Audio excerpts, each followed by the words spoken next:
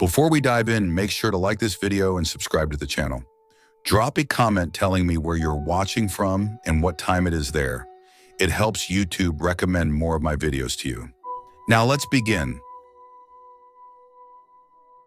I had been traveling across the country, sleeping wherever I could, sometimes in the back of my truck, sometimes in a small teepee-style tent I had picked up off Amazon. For the most part, nights were quiet, peaceful, and uneventful. But one evening in Rabbit Valley, along the border of Colorado and Utah, I learned that isolation can be both a blessing and a curse. I had set up my tent in a desolate camping area, about 15 or 20 miles from the nearest highway. Only one other rig was in the entire campsite, and they were far enough away that the valley felt completely mine. The air was crisp, the desert quiet, and for a moment it was perfect. No cars, no voices, just the soft whisper of the wind over dirt and patches of snow. I dozed off, feeling safe, cocooned in the simplicity of my tent and the solitude I had sought. The stars glimmered above, and the emptiness of the desert, which I usually loved, felt oddly comforting. I never imagined that night would become one of the most unnerving experiences of my entire life, one that would make me question everything I thought I knew about camping alone. Because in the dead of night, something came to my tent. Something that wasn't human, yet wasn't wild. Something that would leave a mark I could never forget. I woke to a strange sensation, a soft, rhythmic scratching against the nylon of my tent. At first I thought it was the wind, or maybe a small animal brushing against the fabric. But then I realized the sound was deliberate, like someone running their fingers slowly up and down the tent, tracing its seams, circling it carefully. I froze, every nerve on edge, lying still on my cot, listening. The desert was otherwise silent, the only sound the faint rustle of the wind through the sparse brush. The scratching continued, deliberate and persistent, as though whoever or whatever it was studying the tent, measuring it, familiarizing themselves with every detail. 10 minutes dragged by, each second stretching longer than the last, my pulse thundering in my ears. I didn't dare move. My fingers hovered near my flashlight, my mind racing through possibilities. Was it a prankster, a lost traveler, or something worse? Each scenario seemed equally plausible in the lonely, shadowed expanse of Rabbit Valley. Then just as suddenly as it started, the sound stopped. Silence fell, heavy and unnatural, pressing down on me. I held my breath, straining to hear even the smallest hint of movement. But the pause was worse than the scratching. It felt deliberate, like a predator waiting, biding its time. The peace of the desert night had vanished, replaced by a creeping, unshakable tension. I had barely begun to process the silence when it happened. Without warning, my tent shifted violently, tipping over and collapsing around me and the cot I was lying on. The center support had angled just enough to leave a small opening, but the walls of nylon pressed against my body, pinning me in place.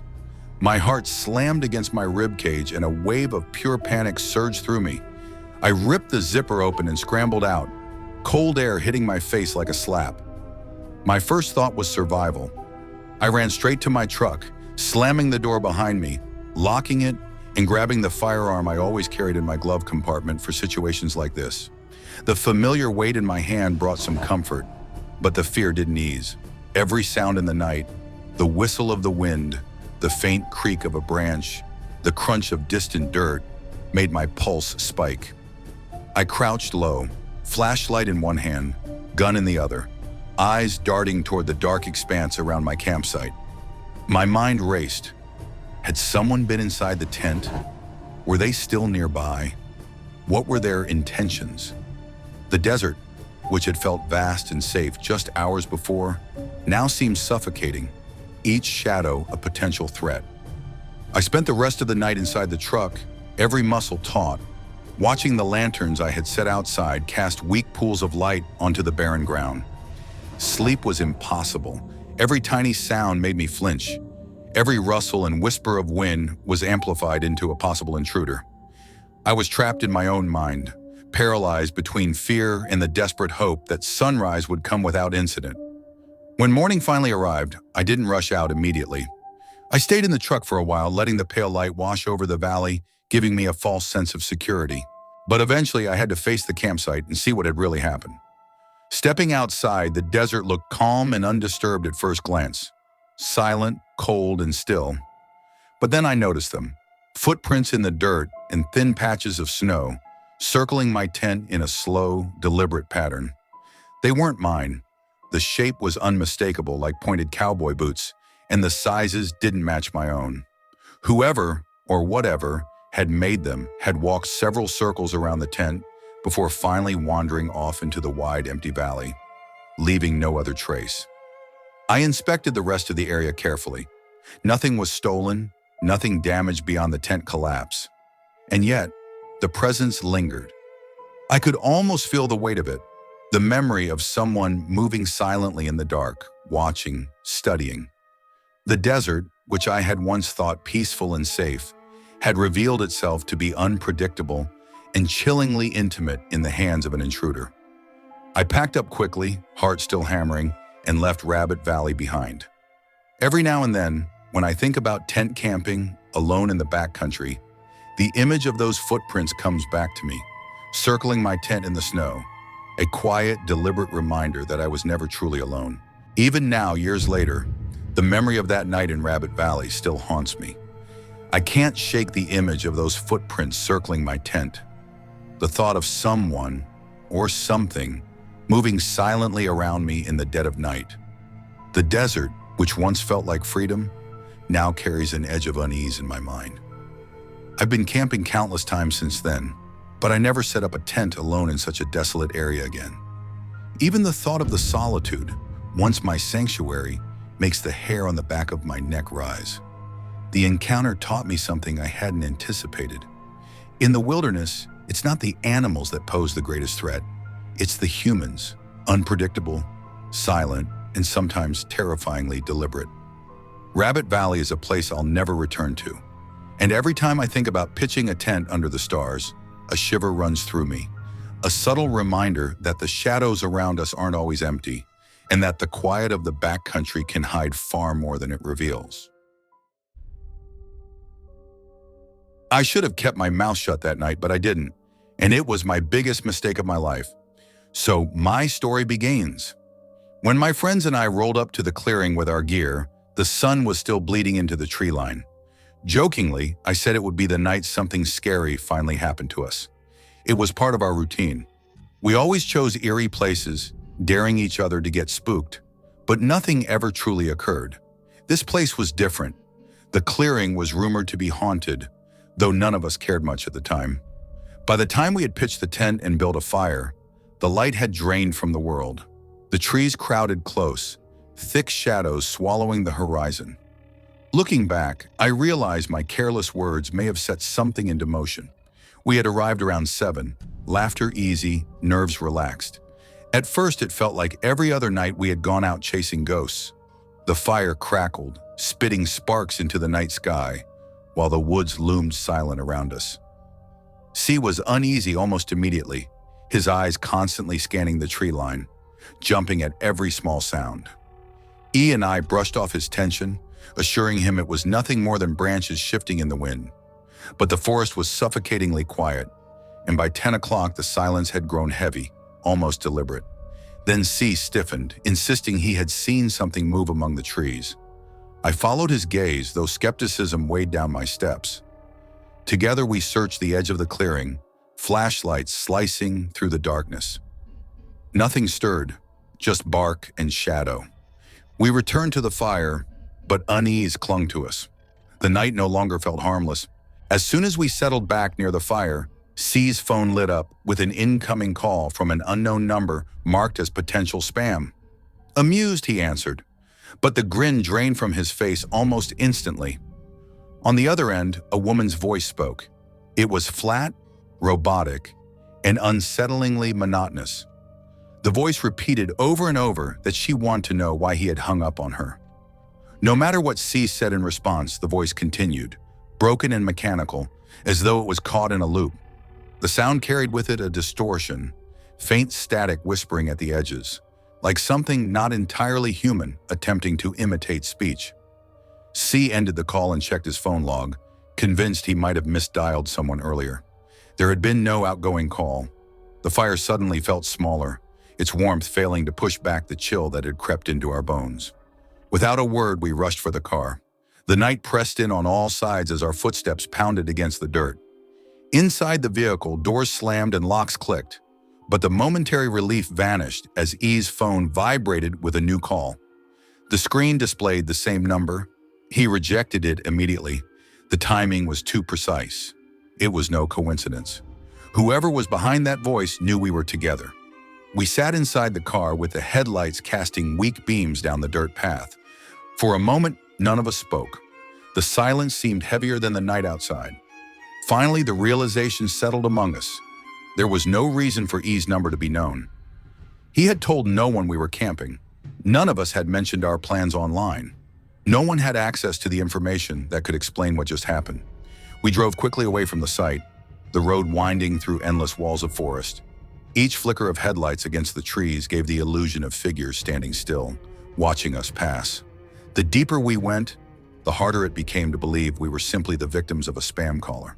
Back at my house, curiosity mixed with fear. Against all logic, C decided to call the number back. When the call connected, the voice was different. It sounded more human now, but still cold and deliberate. The woman began to list details about C, his full name, the town he lived in, even the color of his house. The information was sharp, personal, and impossible to ignore. A faint sound of laughter echoed in the background, soft and feminine. Though only some of us claimed to hear it, we hung up, unsettled beyond words. Whatever this was, it seemed to be directed specifically at C. Later that night, fueled by a mix of dread and reckless curiosity, we tried to turn the situation into a joke. We called the number again, hoping to mock whoever was tormenting us. This time the call connected, but no one spoke. There was no distortion, no mechanical loop, no voice at all, just silence, stretched long enough to dig under our skin. Eventually we hung up, unable to bear the emptiness on the line. We stayed awake for hours, too rattled to sleep. At 3 in the morning, E's phone buzzed with a message. It came from the same number. The text contained only one word. It said, "What?" That was the last we heard from the number. No more calls, no more texts. But the questions have never stopped. How did they know E's number? How did they know we were all together? Why target C so specifically? Why wait hours before sending that single cryptic message? Every explanation collapses under its own flaws. A prank would have required knowledge no one had. A hacker could not have chosen such perfectly timed moments. And the idea of being stalked raises more questions than it answers. Even now, none of us can agree on what really happened. But every time my phone lights up with an unknown number, I remember that flat, robotic voice demanding to know why we had hung up. And I wonder if one day, the voice will return, this time speaking my name. I was camping alone in northeastern Ohio, deep in the forest, on the final night of a 3-night trip. The kind of solitude that most people find peaceful had always been a draw for me. Just me, my hammock, in the quiet of the woods. I had spent the day hiking, setting up camp, and preparing for a night under the stars, confident in the comfort of my routine. The forest was dark and still, the air crisp with the chill of early spring. Only the soft rustle of the trees and the occasional distant call of an owl broke the silence. I had my tarp overhead, my hammock securely strung, and everything seemed perfectly normal. Out here, I felt in control. Out here, I felt safe. That sense of safety shattered without warning. As I stepped away from my hammock to take care of business, I noticed a faint glow in the darkness, about 80 to 100 feet away. A headlamp bobbed lightly among the trees. I froze. At first, I thought it might be a late camper returning to their site, but something about the movement felt deliberate, cautious, and watching. I watched silently for what felt like an eternity, my pulse picking up with each flicker of light. The forest, which had been my sanctuary, suddenly felt like a trap. Shadows shifted unnaturally, and the quiet seemed heavier, almost oppressive. This night, I realized the threat wasn't from the wilderness. It was human, and it was close. I stayed frozen, watching the headlamp flicker in the distance. The figure didn't move far, just stood up, sat back down, repeated the same motions over and over. Something about it made my stomach tighten. I could feel my pulse racing, but I forced myself to remain calm. Slowly, I slipped into my boots and grabbed the hatchet I always kept nearby, deciding to investigate. I moved cautiously to the right of my campsite, keeping the trees between me and the glowing light. Every snapped twig underfoot, every distant owl call made me flinch. My mind ran through possibilities: a lost hiker, a curious camper, or something far worse. The headlamp remained eerily still, its wearer seemingly unaware, or perhaps purposefully ignoring my presence.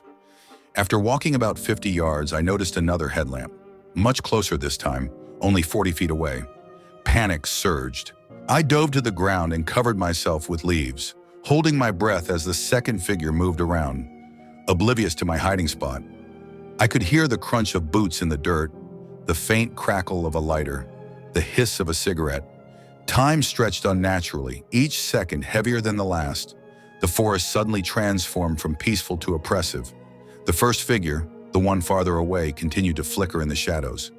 I realized then that these weren't casual campers. Something about their movements, their audacity, made my skin crawl. Every instinct screamed at me to retreat, but I stayed hidden, waiting, listening, heart hammering in the dead silence of the woods. I stayed motionless under the leaves, barely daring to breathe, as the second headlamp drew closer. The figure stopped just 10 feet from where I lay. I could see him light a cigarette and hear the soft clink of a beer can being opened, and then tossed aside. Every sound echoed in the still night, each one setting my nerves on fire. Once he moved far enough away that I couldn't hear him clearly, I got up and edged toward the first headlamp, keeping low, careful not to make a sound. The glow of his phone screen illuminated his face briefly, showing him checking messages, unaware of my approach. My grip tightened on the hatchet, every muscle ready to react. Suddenly, the first figure stood up and began walking toward my hammock. My heart slammed in my chest. I froze, calculating my next move. I lay still for a minute, forcing my breathing to slow, and then began inching back toward my campsite, desperate to remain unseen. When I got close, the chaos began. I could hear my tarp being shredded above the hammock, the unmistakable sound of my mess kit being thrown, and voices talking about, "He was just here." My flashlight flicked on and off, cutting jagged beams of light through the darkness. I stayed on the ground, barely daring to move, watching helplessly as my belongings were destroyed. By the time the intruders wandered off, leaving only dim, fading lights behind, I was trembling. The night that had begun in peaceful solitude had transformed into a nightmare. The forest, once my sanctuary, now felt menacing, every shadow a potential threat. When the first rays of sunlight finally broke through the trees, I cautiously stepped out of my hiding spot. The scene before me was worse than I could have imagined. My hammock and tarp were shredded, as though slashed by a machete.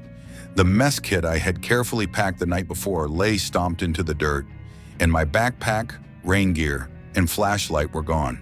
The destruction felt personal, deliberate, as if someone had been inside my private space, asserting dominance over it. I retraced my steps to where I had seen the first figure. Scattered around were chew pouches, 8 empty beer cans, and a lone lighter. It was clear that whoever had been there had lingered, living in my campsite as though it were theirs. My stomach churned as I moved to where I had seen the second figure. There I found an empty bag of powder, meth, mixed with a tangle of cigarette butts and a pile of human waste, with no toilet paper in sight. The sight was grotesque and unsettling, a raw testament to the chaos that had passed through my quiet campsite. Standing there, surveying the remnants of my night, I felt a cold, creeping dread settle over me. These weren't just random vandals or careless campers. They were erratic, unpredictable, and dangerous. The quiet solitude I had cherished in the woods had been shattered, replaced with the knowledge that humans could be far more terrifying than the wilderness itself. I packed what remained of my gear and left Rabbit Valley immediately. The memory of those shadows, the gleam of the headlamps, and the destruction left behind has haunted me ever since. Even now, the thought of setting up a tent alone in the backcountry makes my skin crawl. Even now, years later, the memory of that night in northeastern Ohio refuses to fade. I can still see the headlamps cutting through the darkness, hear the crunch of boots over leaves, and feel the raw panic of knowing someone had been inside my campsite. The destruction of my hammock and tarp, the stomped mess kit, and the stolen gear remain burned into my mind like a warning. I've camped countless times since then, but never alone in such isolated areas. Even the thought of it now sends a shiver down my spine. That night taught me an unsettling truth. The wilderness isn't always the most dangerous part of being alone. It's the people who move through it silently, unpredictably, with motives you can't understand. Rabbit Valley is a place I'll never return to, and every time I consider solo camping, a quiet dread washes over me, a reminder that the shadows in the forest aren't always empty. Sometimes they hold someone or something, watching, waiting, and leaving behind evidence that you weren't alone when you thought you were.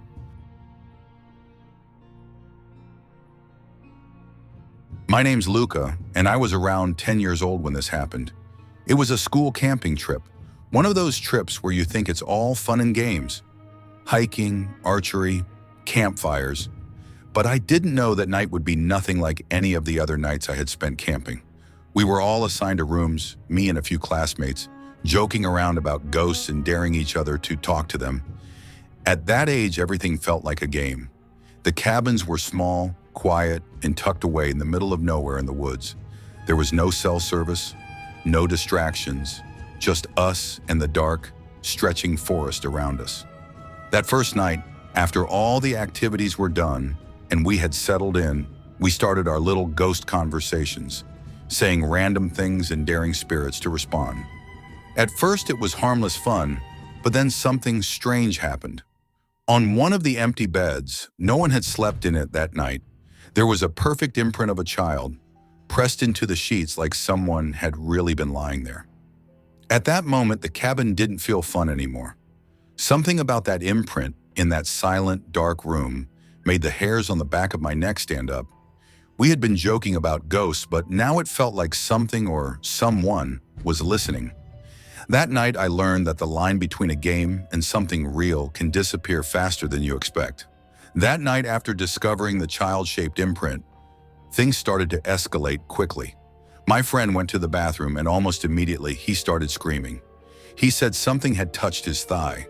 We tried to open the bathroom door, but it was locked tight. When the lock finally fell to the floor, the door handle nearly came off in his struggle. Back in the room, the curtain above my hammock moved on its own, swaying as if someone had brushed past it. And then on the mirror, there was the unmistakable imprint of a baby's hand. Small, perfect, and not ours. We were all 10 or 11, and none of us could have done it. Panic set in quickly. None of us slept that night, and two of us, including me, felt feverishly hot while the others shivered in the cold. The fear wasn't just in our heads. The room felt heavier, charged like it had been invaded by something invisible and alive. Every shadow seemed to stretch longer. Every creak of the cabin floor made us flinch. What had started as a game, a joke about talking to ghosts, had become a terrifying encounter we didn't understand. We were just kids, but in that moment, we knew we were not alone. The next day, we tried to act normal. We went to archery and other activities, but I couldn't shake the unease from the night before. My friend, the one locked in the bathroom, noticed something strange in our room while everyone was outside. The curtain was moving again, even though no one was inside. Curiosity mixed with fear, and a few of us snuck back into the cabin during lunch. That's when we saw it. The child-shaped imprint was now in every bed. The realization hit us like a punch. Whatever had been in our room the night before had returned, and it had been moving among all the beds while the cabin was empty. We didn't linger. As we closed the door, a scream echoed from the room, sharp and terrifying, though no one was supposed to be inside. We bolted outside, hearts racing, blending back in with the group without anyone noticing we had slipped away. The sense of being watched didn't fade. Every movement, every shadow in that cabin felt deliberate, like the presence was aware of us, taunting us. Even by day, the woods and cabins were no longer safe. The ordinary routines of a school trip, The meals, the games, the laughter were overshadowed by the creeping feeling that something unseen was still among us. Every glance at the empty beds reminded us that whatever had entered our room the night before was not finished, and it was still very much present. The final night of the trip arrived, and by then, all of us were on edge. We had packed most of our gear and were sitting around the campfire outside, the flames casting long, flickering shadows across the clearing.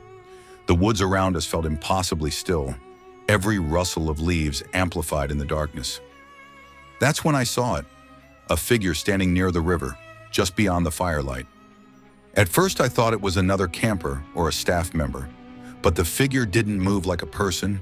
It was still watching us, its presence somehow heavier than the darkness itself. My heart sank. There was no path leading to that spot. No one could have gotten there without being seen. And yet there it was. The camp owner had told us stories about the area, how people had died near a lake that flowed into this very river. He pointed to the location as he spoke, and my stomach turned when I realized the figure I was seeing was standing right there, where those tragedies had occurred. The sense of isolation hit me like a punch. No cell service, miles from anyone else, and we were completely exposed. I wanted to scream, to run, but I couldn't look away. Every instinct told me to flee, yet I remained frozen, staring at the shadow by the river, knowing I would never forget that image. That night, the forest was no longer just trees and wildlife. It had become a place where the past and present collided, and something unexplainable watched silently from the darkness. Even after all these years, I can still feel that night in the back of my mind. The memory of the child-shaped imprints on the beds, the locked bathroom, the moving curtains, and that figure standing silently by the river haunts me. What we experienced wasn't imagination. It was real, and it left a mark that I can't shake. I've gone on other trips since then, but I never camp alone anymore. Even the thought of sleeping in a cabin far from civilization makes my skin crawl. That experience taught me something I hadn't known before. The woods aren't just filled with wildlife, they can be filled with something else. Something unseen, watching, and patient. Rabbit Valley, or wherever that river and cabin were, will forever be a place I cannot return to. The forest, which should have been a place of adventure and freedom, became a place of fear and unease. And every time I hear a story about camping or see a lone shadow in the dark, I remember the figure by the river and know one simple truth. Sometimes the scariest things aren't the ones you can see. And that's a wrap for today's video. I hope you enjoyed these chilling stories. If you did, don't forget to drop a comment with your favorite one, hit that like button, and subscribe for more spine-tingling tales coming your way. Thanks for watching. See you in the next one.